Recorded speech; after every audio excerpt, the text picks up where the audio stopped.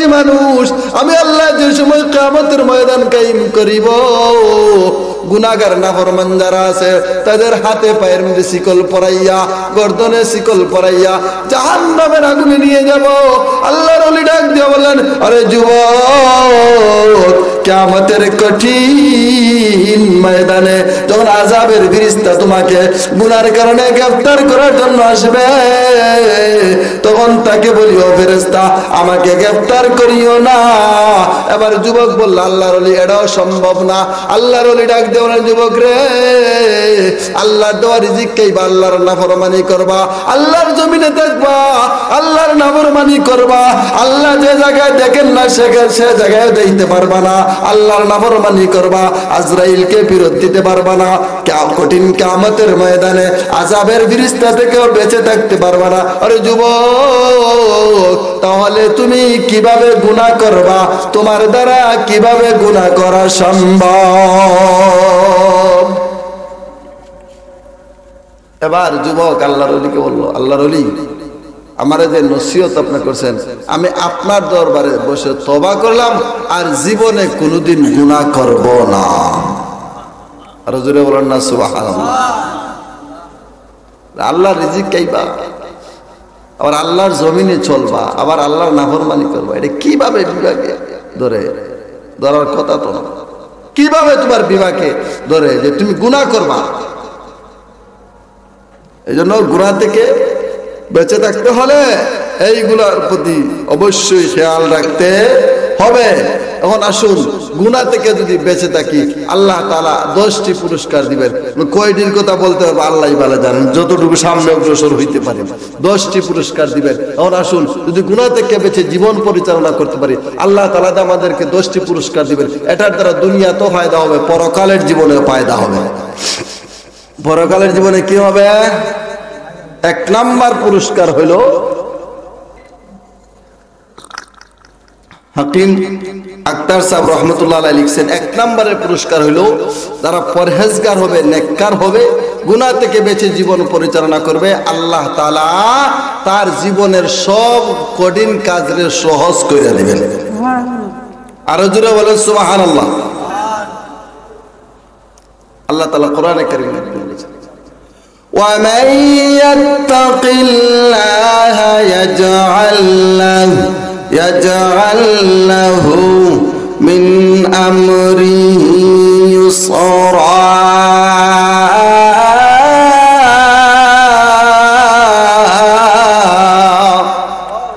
আল্লাহ রাব্বুল আলামিন বলেন, হে দুনিয়ার মানুষ, তুমি যদি গুনাহ থেকে বেঁচে থেকে জীবন পরিচালনা করতে পারো, আমি আল্লাহর ভয় তোমার অন্তরে থাকে, গুনাহ থেকে বেঁচে জীবন পরিচালনা করতে পারো, বান্দারে বান্দি গো, তোমার দুনিয়ার জীবনের 1 নম্বরের পুরস্কার হলো আমি আল্লাহ তোমার জীবনের সব কাজকে আমার পক্ষ থেকে সহজ করে দেব। আরো জোরে বলেন না সুবহানাল্লাহ। আল্লাহু আকবার। 1 নম্বর পুরস্কার আল্লাহ তাআলা ওই বান্দা এবং বান্দির জন্য যে নেককার হবে, পরহেজগার হবে, আল্লাহ তাআলা তাকে কি পুরস্কার দিবেন? 1 নম্বর পুরস্কার হলো তার জীবনের সব কাজকে, কঠিন কাজকে আল্লাহ তাআলা সহজ করে দিবেন। আমরা যে সময় মুসিবতের মধ্যে পড়িনি, কত উলামায়ে কেরামের আল্লাহ ওয়ালার দ্বারা যায়, হুজুর দোয়া করবেন মুসিবতের মধ্যে আছে, মুসিবত। ও বান্দা, ও বান্দি, নেক কাজ করো, গুনাহ থেকে বেঁচে থাকো, আল্লাহ তাআলা তোমার সমস্ত কঠিন কাজকে সহজ করে দিবেন। এটা হলো তাকওয়ার 1 নম্বরের পুরস্কার। বলেন তো দেখি, তাকওয়াবান হইলে লাভ না হতি? আরো জোরে বলেন, লাভ। 2 নম্বরের পুরস্কার হইল যে ব্যক্তি তাকওয়াবান হবে, পরহেজগার হবে, আল্লাহ তাআলা তাকে দূর চিন্তা থেকে, কঠিন মুসিবত থেকে আল্লাহ তাআলা আল্লাহর কুদরতি ভাবে বের করে আনবেন। আমার কথা না, আল্লাহর কোরআন। وَمَن يَتَّقِ اللَّهَ يَجْعَل لَّهُ مَخْرَجًا।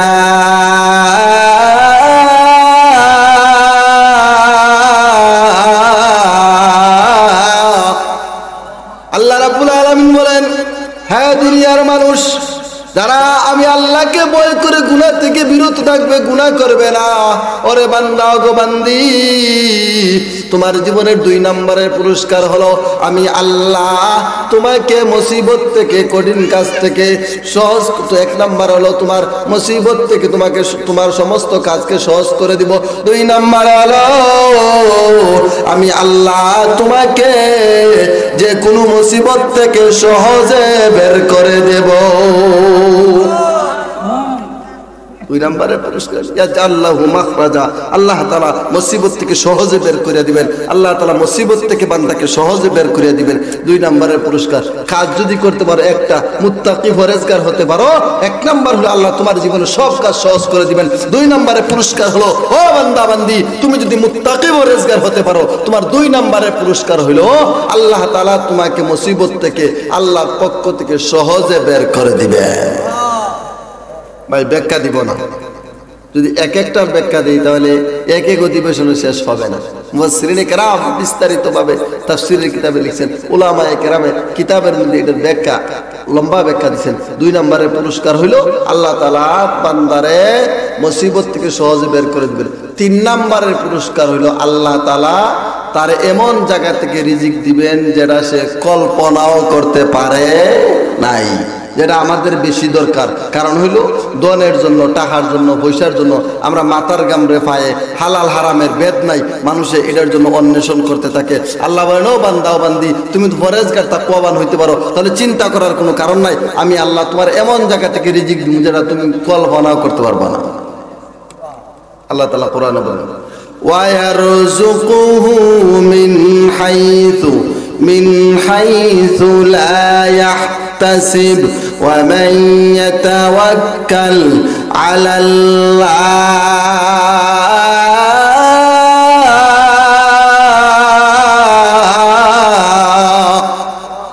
আল্লাহ রাব্বুল আলামিন বলেন ও বান্দা ও বান্দি, তুমি যদি তাকওয়াবান হতে পারো, তুমি যদি মুত্তাকি পরহেজগার হতে পারো, গুনাহ থেকে বেঁচে জীবন পরিচালনা করতে পারো, বান্দারে বান্দি গো, তোমার 3 নম্বরের পুরস্কার হলো আমি আল্লাহ তোমাকে এমন জায়গা থেকে রিজিক দিমু যেটা তুমি পরিকল্পনা করতে পারবা না। ওগো বান্দা ওগো বান্দি, তুমি যদি তাকওয়াবান হতে পারো, তুমি যদি মুত্তাকি পরহেজগার হতে পারো, আমি আল্লাহ আমার পক্ষ থেকে তোমার রিজিকের ব্যবস্থা করে দেব। রিজিকের ব্যবস্থা করে দেব। মুফাসসিরিনে কেরাম তাফসীরের কিতাবের মধ্যে একটা ঘটনা লিখছেন। ইমাম ফখরুদ্দিন রাজি রহমাতুল্লাহ আলাইহি রিজিক সম্পর্কে একটা ঘটনা লিখছেন। আল্লাহ দে ও জানা স্থান থেকে রিজিক দান করেন। আল্লাহ দে রিজিক দাতা, আল্লাহ দে খালিক, আল্লাহ দে মালিক, আল্লাহ দে লালন এবং পালনকারী, এই সম্পর্কে একটা ঘটনা লিখছেন। মুসা আলাইহিস সালাতু ওয়াস সালামের জমানার ঘটনা, লম্বা ঘটনা। মুসা আলাইহিস সালাতু ওয়াস সালাম যে সময় মাদিয়ান থেকে মিশরের দিকে ওনার স্ত্রীকে নিয়ে রওনা দিয়েছিলেন, রাতের বেলা যখন উনি তুর পাড়ের কাছে আসলেন, আসার পরে ওনার স্ত্রীর প্রসব বেদনা শুরু হইল। হওয়ার পরে উনি তখন আগুনের জন্য দৌড়াদৌড়ি করতেছেন যে আগুন কোথায় পাওয়া যায়। দেখলেন সামনের পাহাড়ের মধ্যে আগুন জ্বলতেছে, উনি সামনে অগ্রসর হয়েছেন। হওয়ার পরে তখন আগুন এখন দৌড়তেছে, আগুনে কি করে দৌড়ে। মুসা আলাইহিস সালাম সামনে অগ্রসর হইলেন, আল্লাহর পক্ষ থেকে ওহী আসলো, ও নবী মুসা, এটা আগুন না, এটা তোমার নবুয়তের নূর, তোমারে আমি কি দিব, নবুয়তে দিব, সামনে যাও। এখন মুসা আলাইহিস সালাম যখন আল্লাহ তাআলা এই কথা জানিয়ে দিলেন, মুসা আলাইহিস সালামের চিন্তা বাড়লো, আমার স্ত্রীর তো প্রসব বেদনা শুরু হয়েছে, আমি যদি এদিকে যাই তার অবস্থা কি হইব, তার অবস্থা কি হইব। মুসা নবীর অন্তরে যখন এই প্রশ্ন জাগছে, আল্লাহ তাআলা অন্তরের খবর জানেননি? জোরে বলেন। আল্লাহ তাআলা মুসা নবীকে বলেন, তোমার সামনে একটা পাথর আছে, ওটার মধ্যে আঘাত করো। মুসা আলাইহিস সালাম আঘাত করলেন, একদিকে আঘাত করছেন, পাথরে একটা খণ্ড চলে গেছে, আবার আঘাত করছেন, একটা খণ্ড চলে গেছে। এবার আল্লাহ তাআলা বলেন যে আরেকটা আঘাত করো। আরেকটা বাড়ি দেওয়ার পরে দেখলেন একটা পাথরের, এই যে পাথরের মধ্যে বাড়ি দিয়েছিলেন, আঘাত করেছিলেন, এই পাথরের ভিতর থেকে একটা পিপিলিকা বের হয়েছে, তার মুখের মধ্যে সবুজ ঘাস। আর জোরে বলেন না সুবহানাল্লাহ। আল্লাহ তাআলা পিপিলিকার জবান খুলে দিলেন, পিপিলিকা মুসা নবীর সাথে কথা বলতেছে। আর জোরে বলেন না সুবহানাল্লাহ। সুবহানা মান ইয়ারানি ওয়া ইয়াসমাউ কালামি ويرزقني ويعرف مكاني ولا ينساني আল্লাহ নবী মুসার সাথে পিপিলিকা কথা বলতেছে সুবহানা মাইয়ারানি আমার আল্লাহ হলেন পবিত্র মাইয়ারানি আল্লাহ আমাকে দেখেন ওয়ায়ারিফু মাকানি আল্লাহ আমার বাসস্থান জানেন ওয়ায়ারযুকুনি আল্লাহ আমার রিজিকের ব্যবস্থা করেন আল্লাহ আমার রিজিকের ব্যবস্থা করেন ওয়ালা ইয়াউসানি ও নবী মুসা আল্লাহ আমার রিজিকের ব্যবস্থা করেন আমি যে জায়গায় থাকি আল্লাহ দেখেন আল্লাহ আমার বাসস্থান সম্পর্কে জানেন আল্লাহ আমার রিজিকের ব্যবস্থা করেন ও মুসা নবী এক সেকেন্ডের জন্য এক মিনিটের জন্য আমার আল্লাহ আমাকে ভুলেন না আর জোরে বলেন না সুবহানাল্লাহ আল্লাহ রিজিকের ব্যবস্থা পাথরের ভিতরে করতেছেন মুসা নবীকে পিপিলিকা দিয়ে ওয়াজ করাইলেন ও মুসা নবী তুমি ভাবছো তোমার স্ত্রী প্রসব বেদনা শুরু হয়েছে অবস্থা কি হবে দেখো আমি একটা পাথরের ভিতরে যদি পিপিলিকাকে খাওয়াইতে পারি ও নবী মুসা তোমার টেনশন করার কোনো কারণ নাই তোমার টেনশনের কারণ নাই আমি আল্লাহ রিজিকের মালিক আমি আল্লাহ খালিক আমি আল্লাহ মালিক আমি আল্লাহ লালনকারী আমি আল্লাহ পালনকারী মুসা আলাইহিস সালাম রে ওয়াজ করাইলেন কি দিয়া পিপিলিকা দিয়া এই জন্য রিজিকের টেনশন আমরা খুব বেশি আমার পাশের বাড়ি মানুষ বিল্ডিং বানাইছে আমিও বানাইতাম কের হালাল আর হারাম এই চিন্তা করতেছি আল্লাহ বলেন বান্দা তাকওয়াবান যদি হইতে পারো তাহলে টেনশন করন লাগতো না ও বান্দা বান্দি টেনশন করন লাগতো না আমি আল্লাহ আমার পক্ষ থেকে তোমার রিজিকের ব্যবস্থা করে দিব জোরে বলেন না সুবহানাল্লাহ কয় নাম্বার গেল পুরস্কার 3 নাম্বার পুরস্কার 4 নাম্বার পুরস্কার হলো আল্লাহ তাআলা মুত্তাকিনদেরকে পরহেজগারদেরকে ভালো মন্দ পার্থক্য করার শক্তি দান করবেন কোনটা ভালো কোনটা মন্দ তা পার্থক্য করার শক্তি দান করবেন জোরে বলেন সুবহানাল্লাহ আল্লাহ তাআলা কোরআনে কারীমের মধ্যে বলেছেন ইয়া আইয়ুহাল্লাযীনা আমানু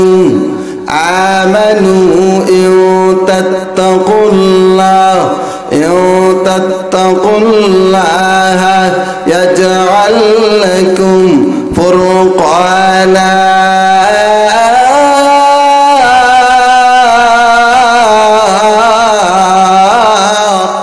আল্লাহ রাব্বুল আলামিন বলেন দুনিয়ার মানুষ তুমি যদি তাকওয়াবান হতে পারো পরহেজগার হতে পারো ওরে বান্দা গো বান্দি তুমি যদি তাকওয়াবান হতে পারো পরহেজগার হতে পারো গুনাহ থেকে বেঁচে জীবন পরিচালনা করতে পারো তোমার 4 নম্বরে পুরস্কার হলো আমি আল্লাহ তোমাকে এমন একটা নূর দান করব এমন একটা শক্তি দিমু তোমার সামনে যখন কোনো জিনিস উপস্থাপন করা হবে তোমার সামনে যখন কোনো জিনিস রাখা হবে হালাল না হারাম তুমি তা তোমার অন্তর দিয়ে যাচাই করতে পারবা আমি আল্লাহ আমার পক্ষ থেকে তোমার অন্তরে দিয়ে দেব 4 নম্বরের পুরস্কার হলো ভালো মন্দ পার্থক্য করার শক্তি দান করবেন আল্লাহ ওয়ালা যারা এরা বুঝতে পারবেন খাবার হালাল না হারাম আবু বকর সিদ্দিক রাদিয়াল্লাহু তাআলা একজন আইনা দুধ খাওয়ানোর পরে আবু বকরের একটু অশান্তি শুরু হয়েছে অশান্তি শুরু হয়েছে আবু বকর জিজ্ঞাসা করলেন যে ভাই আমার দুধ পান করাইলে এটা কিসের দুধ এটা কোথা থেকে আনা বলে এলো সৎকার দুধ আবু বকর বললেন এই জন্য তো আমার একটু অশান্তি শুরু হয়ে গেছে সৎকার দুধ খাওয়াইছো উনি আঙ্গুল হলকমের ভিতরে ঢুকাইয়া হলকমের ভিতরে ঢুকাইলেন ঢুকানোর পরে উগলে দুধগুলা ছেড়ে দিলেন না আল্লাহ ওয়ালারা বুঝতে পারে হালাল খাবার খাইছে না হারাম খাবার খাইছে বুঝতে পারে এই জন্য 4 নম্বরের পুরস্কার হলো তাকওয়াবানদের 4 নম্বরের পুরস্কার হলো আল্লাহ সুবহানাহু ওয়া তাআলা তারে ভালো মন্দের মধ্যে পার্থক্য করার শক্তি দান করবে চলবো কতটুকু চলবো আরো তো উলামায়ে কেরাম আছেন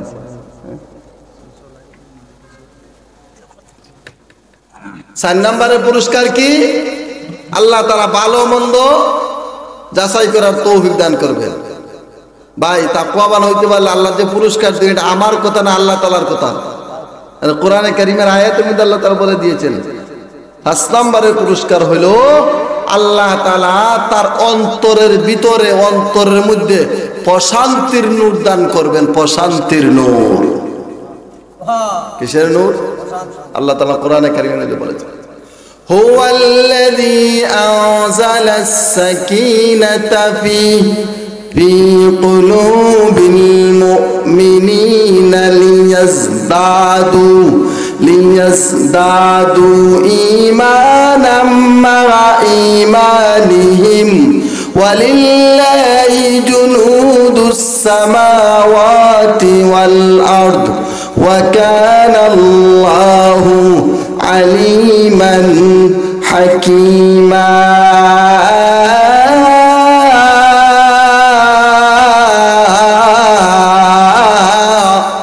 আল্লাহ রাব্বুল আলামিন বলেন, ও তাকওয়াবান ব্যক্তি, হে আমার বান্দা এবং বান্দি, তুমি যদি গুনাহ থেকে বেঁচে জীবন পরিচালনা করতে পারো, তোমার 5 নম্বরের পুরস্কার হইল তোমার যখন অশান্তি সৃষ্টি হবে, পেরেশানি সৃষ্টি হবে, আমি আল্লাহ তোমার অন্তরের মধ্যে প্রশান্তির নূর দান করব, যাতে আর পেরেশানি করতে হবে না। আল্লাহ যদি কোনো মানুষের অন্তরকে শান্তি করে দেন, ওই ব্যক্তি দুনিয়ার পেরেশানির মধ্যে পড়ে অশান্ত মুক্ত হবে না। আল্লাহ বলেন, বান্দারে বান্দি গো, তুমি যদি তাকওয়াবান হতে পারো, আমি আল্লাহ তোমার অন্তরের মধ্যে আমার পক্ষ থেকে প্রশান্তির নূর নাজিল করে দেব। আল্লাহ তার অন্তরে প্রশান্তি নাজিল করে দিবে। 5 নম্বরের পুরস্কার কি তাকওয়াবানদের? 5 নম্বরের পুরস্কার হলো আল্লাহ তাআলা তার অন্তরটাকে শান্ত করে দিবেন। সংক্ষেপে বলতেছি, আজ সামনের দিকে যাই। 5 নম্বর গেল। 6 নম্বরের পুরস্কার হইল আল্লাহ তাআলা তাকে শান্তিময় জীবন দান করবেন। জুড়ে জুড়ে বলেন সুবহানাল্লাহ। পিছনে যারা সুবহানাল্লাহ না, সুবহানাল্লাহ বলে কি টেকা দেওয়া লাগবো না? তা হ্যাঁ, সুবহানাল্লাহ হইলে লাভ হইল কি জানেননি? আল্লাহ তাআলা জান্নাতের ভিতরে গাছ লাগাই দিবে, যে গাছটা সারা জীবন যদি আপনি গুড়ার উপর সর হইয়া এটার পিছনে দৌড়ান, এটার ছায়া অতিক্রম করতে পারবেন। এই জন্য জুড়ে সুবহানাল্লাহ। 9টা বাজে রাত্রে, ঘুম এখনো তো আসার কথা নাই। আরে ভাই, ওয়াজ মাহফিল দিলে তো ওই সাকিনা নাজিলে এই জন্য ঘুমায়। দেখবেন যুবকরা রাস্তার মধ্যে বৈশা এই যে মোবাইল আছে না, হাতের মধ্যে 2টা লাগাইয়া তেমনি মারে আর কানের ভিতরে লাগায় যুবকরা। আপনি যদি তার কাছে গিয়া হরণ দেন, খবর নেই। দিকে শীতের মৌসুম, কুয়াশা পড়তেছে, তার মাথা থেকে টপ টপাইয়া নিজে, সেই দিকে কুয়াশাতে পড়ে, এইদিকে কিন্তু তার খেয়ালই নেই, মোবাইলও সময় দিতেছে। যুবক সময় দিতেছে, কয়টা বাজে? রাত 1টা 2টাও বাজে। বাজেনি? বাজে। এদিন মসজিদের পাশে এক জায়গা থেকে ওয়াজ থেকে আসলাম, আইসা দিকে এক যুবক বেরেন্সির মধ্যে বৈশা মোবাইল মারতেছে। শীতের মৌসুম, টপ টপ করে কুয়া পড়তেছে। এরপরে দেখা যায় তার এদিকে কোনো খেয়াল নেই। সালাম দিলাম, খের সালামের উত্তর দিত সে তো এদিকে নাই, সে তো মোবাইলের দিকে। রাত্রে 9টা বাজে, আপনাদের বোঝা যায় ঘুম আইছে না তা। আর এমনি একটু শক্তি থাকতে আল্লাহ রাস্তায় সময়টা ব্যয় করেন, তাহলে কি হবে? ফায়দা হবে। 6 নম্বরের পুরস্কার হলে আল্লাহ তাআলা বরকতময় জীবন দিবেন। কি দিবেন? জীবন দিবেন, শান্তিময় জীবন দিবেন। এটার দরকার আসেনি? জোরে বলেন না, আছে নাই? আছে। সবাই সুন্দর জীবন চায়। কি চায়? সুন্দর জীবন চায়। আল্লাহ তাআলা কোরআনে কারীমের মধ্যে বলেন, মান আমিলা সালিহাম মিন যাকারিন আও উনসা ওয়া হুয়া মুমিন ফালানুহইয়ান্নাহু হায়াতান তাইয়্যিবা। আল্লাহ রাব্বুল আলামিন বলেন, হে পৃথিবীর মানুষ, হে পৃথিবীর মানুষ, তুমি যদি তাকওয়াবান হতে পারো, পরহেজগার হতে পারো, তুমি যদি আল্লাহওয়ালা হতে পারো, গুনাহ থেকে বেঁচে জীবন পরিচালনা করতে পারো, বান্দারে বান্দি গো, তোমার তাকওয়ার 6 নম্বরের পুরস্কার হলো আমি আল্লাহ তোমাকে শান্তিময় জীবন দান করিব। জোরে বলেন না সুবহানাল্লাহ। আল্লাহ তাআলা শান্তিময় জীবন দিবেন। শান্তিময় জীবনের ব্যাখ্যা মুফাসসিরিন ইকরাম লিখছেন, দুনিয়ার জীবন হইতে পারে, পরকালের জীবন হইতে পারে। আল্লাহওয়ালা যারা নেককার ফরজগার, দেখুন এদের কোনো টেনশন নাই, চিন্তা নাই। আল্লাহ তাআলা এরা চালাইতেছে, চলছে। আল্লাহ তাআলা চালান কিভাবে চালান, যারা নেককার পরহেজগার ব্যক্তি এই জন্য শান্তির জীবন চালাইতেছেন। মানে আপনি কইবা হুজুর যে আমরা ধনী যারা আছে এরা তো শান্তির জীবন আছে, গিয়া দেখেন যার টেকা যত বেশি তার পেরেশানি তত বেশি। মসজিদের ইমাম সাহেব নামাজ পড়াইয়া নিরান্ডা ঘুমাই দেওয়া কোনো টেনশন নাই। আর যে বেটার টেকা আছে ঘরের মধ্যে 5 লাখ, বেটার তো টেনশন হইলো যদি ডাকাইতে কোন সময় আক্রমণ করে বেটা ঘুমাইব, কিন্তু শান্তি নাই। আসেনি? নাই, শান্তি নাই। এই জন্য আল্লাহ তাআলা বলেন যদি তাকওয়াবান হতে পারো, পরহেজগার হতে পারো, আমি আল্লাহ তোমারে বরকতময় শান্তিময় জীবন দান করবো। জোরে বলুন সুবহানাল্লাহ। এই জন্য আমরা শান্তিময় জীবন চাইনি, চাই। এই জন্য ভাই যতটুকু আলোচনা করলাম তাকওয়া সম্পর্কে, এইগুলার উপর যদি আমরা অটল থেকে জীবন পরিচালনা করতে পারি তাহলে আমাদের জীবনে সফলতা আসবে। কি আসবে? সফলতা আসবে, সফলতা। আর যদি মনে করি না আল্লাহ তাআলা দুনিয়াতে পাঠাইছে চলি দেন, চলিয়া যাই কি দেন, তাহলে আপনি পরকালের জীবনে দুঃখ কষ্ট পাইবেন, তখন আফসোস করবেন। আফসোস করে কোনো লাভ হবে না, আফসোস করে কোনো লাভ হবে না। ও ভাই যারা এখন বৃদ্ধ হইছেন এদের আমাদের মতো যে সময় আছে শক্তি আমরা থেকে কম নাই, ডবল আছে। কি আছে? এরা ভালো খাইছে, ভালো ফিরছে, সব কিছু করছেন, ভালো খাইছেন, ভালো ফিরছেন। মুরব্বিয়ানে কেরাম যেগুলো আহার করছেন, এখনের যুবকরা এগুলো আহার করবো দূরের কথা, চৌকো দেখে নাই। এই জন্য জীবনটারে কাজে লাগান, গুনাহ থেকে বেঁচে জীবন পরিচালনা করার চেষ্টা করেন। ইচ্ছা করলেই হবে। আসসাবু মিন্নি ওয়াল ইতমামু মিনাল্লাহ। আমি যদি ইচ্ছা করি আল্লাহ তাআলা পুরা করে দিবেন। আল্লাহ তাআলা কি করবেন? পুরা করে দিবেন। আমার ইচ্ছা থাকতে হবে। যদি ইচ্ছা থাকে না তাহলে কাজ হবে না। ইচ্ছা থাকতে হবে, একটা কাজের ইচ্ছা থাকতে হবে। আপনি ইচ্ছা করেন, দেখবেন আল্লাহ তাআলা আপনার ইচ্ছারে পূরণ করে দিবেন। কি করে দিবেন? পূরণ করে দিবেন। ইচ্ছা থাকতে হবে। গুনাহ থেকে বেঁচে চলার শক্তি আল্লাহ তাআলা দিয়েছেন। আমরা যদি ইচ্ছা করি তাহলে চলতে পারবো। যদি কেউ গুনাহ করে সমস্যা না, করতে পারবেন। আল্লাহ তো কোরআনে কারীমের মধ্যে বলেছেন ফাআলহামাহা ফুজুরাহা ওয়া তাকওয়াহা। ইচ্ছা করলে তুমি নেককার বনতে পারবা, ইচ্ছা করলে গুনাহগারও হতে পারবা, তোমার ইচ্ছা। যদি গুনাহ নিয়ে কবরে যাও তাহলে কষ্ট পাইবা, গুনাহ নিয়ে কবরে গেলে কষ্ট পাইবা। আর যদি নেকি নিয়ে যাও তাহলে তোমার সুখের জীবন হবে। কি হবে? সুখের জীবন হবে। এই জন্য নেক কাজ করতে হবে। নেক কাজ যদি করি না তাহলে কষ্ট পাই। আচ্ছা বলেন তো দেখি, যারা বিদেশ যায়, বিদেশ থেকে যদি টাকা দেশে না পাঠিয়ে সে দেশে যাওয়ার পরে ঘুরায় আর খায়, মন চায় জিন্দিগি করে, কোম্পানির ডিউটি গুণ, তার চাকরির ডিউটি গুণ করে না, তাহলে বেতন পাইবনি? বাড়িতে আসার পরে মা বাবা তারা ভালোবাসবো না, বাড়ি থেকে বের করে দেবো? বের করে দেবো। কেন? তোমার জমিন বিচ্ছা বিদেশে পাঠাইলাম, বিদেশে পাঠানোর পরে তুমি টাকা পয়সা দেও নাই, এখন তোমারও আমার প্রয়োজন নাই। ঠিক তদ্রুপ ভাবে এই জমিনে থেকে যদি পরকালের সামানা না পাঠাও তাহলে আফসোস করতে হবে। তখন আফসোস করে কোনো লাভ হবে না। নবীজি বলেছেন কিয়ামতের ময়দানে মানুষ তার হাতকে চিবাইতে কোনি পর্যন্ত চিবাইবে, আফসোস করবে, হায় হায় কি করলাম, দুনিয়ার জীবনটারে নষ্ট করলাম, আল্লাহর গোলামি করলাম না, নাফরমানি করে আসলাম, এখন আফসোস করবো। আফসোস করে এত করার কাজ হবে না। এখানে থেকে পরকালের সামানা পৌঁছাই করি। মসজিদ বানাইলাম, মুসল্লি নাই, ইমাম সাহেব আসুন। মসজিদের খুরাক হইল মুসল্লি আর ইমাম সাহেব, বলেন না কে? মুসল্লি আর ইমাম সাহেব। মসজিদ বানাইলাম, মুসল্লি নাই, ইমাম সাহেব নাই, তাহলে মসজিদ বানাই লাভ হইল না। আল্লাহ তাআলা তোমার দুনিয়াতে পাঠাইছেন বান্দা বানিয়ে। আল্লাহর বান্দা তুমি, আল্লাহর মাখলুক। যদি তুমি ইবাদত বন্দেগী করো না তাহলে তুমি আফসোস করবা। তোমার খোরাক যদি তুমি পাঠাও না তুমি আফসোস করবা, আফসোস করে লাভ হবে না। এই জন্য এখানে থেকে পরকালের জন্য নেকি পাঠাইতে হবে। এখানে থেকে নেক কাজ করলে পরে এটা আল্লাহর পান্ডে জমা থাকবে। নেকি যাই করেন আপনারই ফায়দা হবে। আমরা যদি আল্লাহ তাআলার গোলামি করি না, বাদ দিয়ে দেই, দিলে পরে আল্লাহর ইজ্জতের একটু কমবে না। যদি পৃথিবীর সব মানুষ আল্লাহ তাআলার গোলামি করে আল্লাহর ইজ্জত বাড়বে না। আল্লাহর ইজ্জত যতটুকু আছে ততটুকুই থাকবে, আর কম বেশি হবে না। এই জন্য ভাই এখানে থেকেই আমরা নেক কাজ করতে হবে, পরকালের সামানা জোগাড় করে পাঠাইতে হবে। যদি কেউ এটার মধ্যে ধোঁকা খায়, দুনিয়ার পিছনে ঘুরে যদি কেউ ধোঁকা খায়, তাহলে সে আফসোস করতে হবে। আল্লাহ তাআলা কোরআনে কারীমের মধ্যে বলেন, ওয়াদরিব লাহুম মাসালাল হায়াতিদ দুনিয়া কামা ইন আনজালনাহু মিনাস সামা। মানুষের দুনিয়ার জীবন হইল একটা পানির মতো। কের মতো? পানির মতন। পানি যেভাবে এক জায়গায় থাকে না, পানি যেভাবে এক জায়গায় থাকে না, মানুষের জীবনটা এক অবস্থায় থাকে না, থাকেনি। যারা এখন বুড়ো হয়েছেন, আমরা মতো আসলা যুবক আসলা নি, আপনারা বুড়ো গেছেন গা, এরপরে আমরাও ধীরে ধীরে বুড়ো হয়েছেন গা, জীবন এক অবস্থায় থাকতো নাই। এই জন্য সময় থাকতে পরকালের সামানা জোগাড় করতে হবে।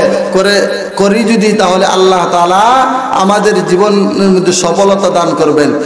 আমরা যেন আমাদের জীবন কিভাবে সফল হয় এই চিন্তা ভাবনা নিয়ে সামনের দিকে অগ্রসর হইতে পারি। আল্লাহ যেন আমাদের সকলকে তৌফিক দান করে। সবাই বলেন আমিন।